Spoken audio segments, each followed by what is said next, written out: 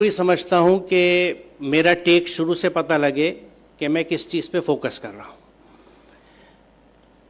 بہت کم لوگوں کو اس بات کا علم ہوگا کہ قرآن ہم پہ فرض ہے۔ یہ سورہ قصص کی آیت نمبر 85 ہے جو آپ کے سامنے میں نے رکھی ہے کہ ان الذی فرض علیک القرآن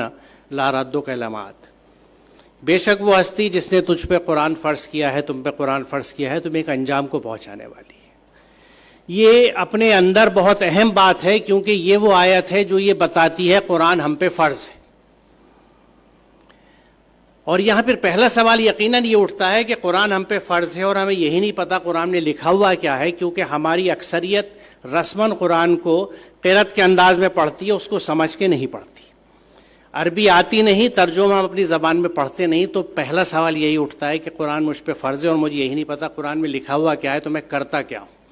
اور کرتا کیا ہوں میں ہی اس موضوع کا تعلق ہے، کیونکہ جب ہم قرآن کو نہیں سمجھتے تو ہماری زندگی کے تمام پہلو،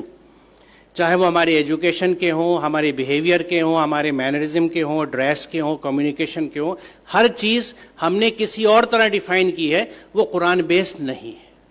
کیونکہ جب میں قرآن کو جانتا ہی نہیں تو میں قرآن بیسڈ کیسے کر سکتا ہوں کسی چیز کو؟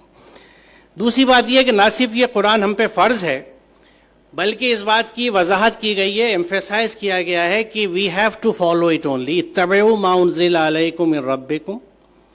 اتباع کرو، فالو کرو جو تمہاری رب کی طرف سے نازل کیا گیا ہے۔ یہ بات یہاں مکمل ہے، لیکن مزید ایمفیسس اگلی آیت میں کہ ولا تتبعوا من دونہ اولیاء، کسی اور اولیاء کا اتباع نہیں کرنا، کسی اور سسٹم کا، ولی کا، سرپرست کا، آپ کو صرف قرآن کو فالو کرنا ہے جو قرآن کی گائیڈنس آپ کو آئی ہے۔ اور آخری آیت اس سلسلے کی ہے جو یہ ہمیں بتاتی ہے کہ یہی یہ میرا سیدھا راستہ ہے۔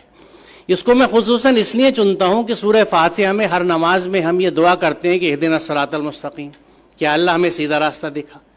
سیدھا راستہ دکھایا جا چکا ہے جو جزدان میں لپٹا ہوا، طاق میں رکھا ہوا، اور ہمیں پتہ نہیں اس میں لکھا ہوا کیا ہے۔ تو یہ آیت یہی چیز سمجھاتی ہے کہ وَأَنَّ هَذَا صِرَاطِ مُسْتَقِيمًا، بے شک یہ میرا سیدھا راستہ ہے۔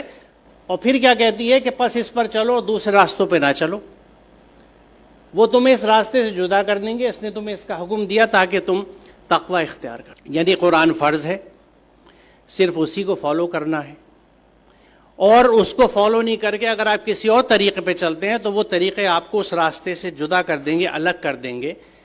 جو کہ آپ کو قرآن دیتا ہے۔ اور ایک آخری بات اور، وہ اس میں ریلیونٹ نہیں ہے لیکن ہمارے ذہن میں رہنی چاہیے،